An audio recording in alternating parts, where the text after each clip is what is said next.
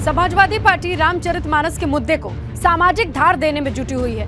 ये बात अलग है कि पर्दे के पीछे इसका लक्ष्य शुद्ध रूप से राजनीतिक है और यही वजह है कि स्वामी प्रसाद मौर्य हर उस व्यक्ति से टकरा जा रहे हैं जो उनके रास्ते में खड़ा हो रहा है। बीते कुछ दिनों से स्वामी प्रसाद मौर्य और हनुमानगढ़ी के महंत राजू दास के बीच भी जबरदस्त जंग छिड़ी हुई है। कोई किसी का सिर काटने पर इनाम घोषित कर दे रहा है तो कोई किसी को आतंकी बता रहा है।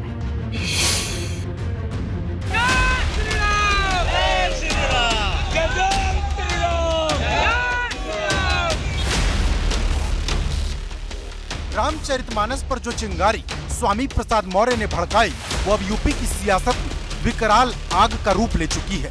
एक तरफ सपा में गृह युद्ध की तस्वीर है तो दूसरी तरफ अयोध्या में हनुमानगढ़ी के महंत राजू दास ने भी स्वामी प्रसाद मौर्य के खिलाफ मोर्चा खोल रखा है। लेकिन चुभने वाली बात यह है कि राजू दास समेत कई संतों महंतों ने स्वामी का गला और उनकी जीभ काटने जैसी बात कह डाली। उनके ऊपर 21 लाख का इनाम घोषित करते हैं।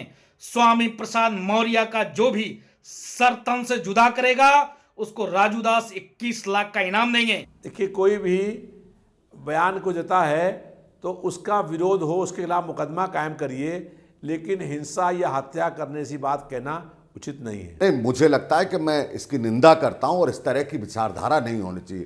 कोई भी समाज का संत इस तरह की विचारधारा नहीं रखता है। अगर है तो सरकार को स्वतः संज्ञान में लेकर इस पर कार्रवाई। जुबानी तलवार दोनों तरफ से खींची है। राजू दास ने स्वामी का सिर तन से जुदा करने पर इनाम की घोषणा की तो स्वामी ने राजू दास की तुलना आतंकी तक से कर दी।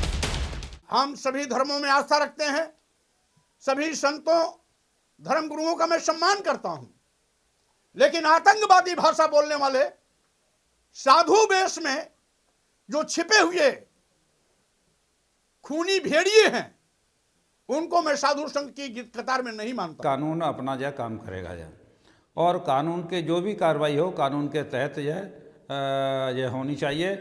और इस तरह के बयान पर जो उन्होंने जो दिया है उन पर वो अपने विचार पर पुनर्विचार करें, क्योंकि उन्होंने एक धार्मिक ग्रंथ की मतलब जो निंदा की है उससे लोगों की भावनाओं को, धार्मिक भावनाओं को ठेस पहुंची है। इस वजह से कानूनन जो मुकदमा उनके खिलाफ बनता है FIR भी दर्ज हुई है, वो कानून अपना काम करेगा।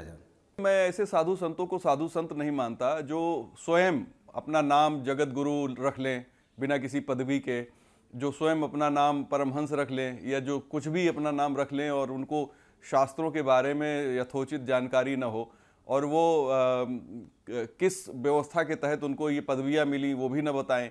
वाद विवाद की परंपरा हजारों साल पुरानी सनातन धर्म की शक्ति है वाद शास्त्रार्थ, और अगर शास्त्रार्थ के खिलाफ वो खड़े होकर गला काटने की बात करते हैं तो जाहिर है वो अज्ञानी है पूरे तरीके। मानस की चौपाइयों पर सवाल उठाने वाले स्वामी प्रसाद मौर्य और हनुमानगढ़ी के महंत राजू दास के बीच जुबानी जंग यूं तो बहुत पहले से जारी है, लेकिन बीते बुधवार को जब लखनऊ के कार्यक्रम में दोनों की आमने सामने की मुलाकात हुई तो हालात और ज्यादा पेचीदा हो गए। दोनों ने एक दूसरे से जान का खतरा बताया है और सियासत फिर से शर्मिंदा हो गई। यही धीरे धीरे अभी आप देख लीजिए, डिबेट कराया जा रहा है साधु को से और इनसे मौर्य जी से, और केवल धीरे धीरे करते करते साधु सनातनी करते करते इसको लेके आना है इनको हिंदू मुस्लिम पे। इनका अंतिम पड़ाव वही है, हिंदू मुस्लिम पे लाना। और इस बात को पूरी जनता समझ रही है कि इन लोगों के पास जेन्युइन मुद्दे न होकर के इसको अंतिम समय ले आ करके अब हिंदू मुस्लिम पे ले आके खड़ा कर देना है। अलग अलग विचार के लोग हैं धरती पर, अब सब लोग स्वतंत्र हैं। संविधान इसी बात की इजाजत दे रहा है कि सब लोग स्वतंत्र हो। जनवरी के महीने में स्वामी ने मानस की चौपाइयों पर सवाल उठाए और तब से ही हर रोज विवाद बढ़ता जा रहा। कभी सपा से तो कभी विरोधी के खेमे से मानस का मुद्दा सियासत का केंद्र बिंदु बन रहा और संकेत ये भी है कि 24 के चुनाव से पहले इस पर पूर्ण विराम लगना मुश्किल है। Bureau report, ABP Ganga.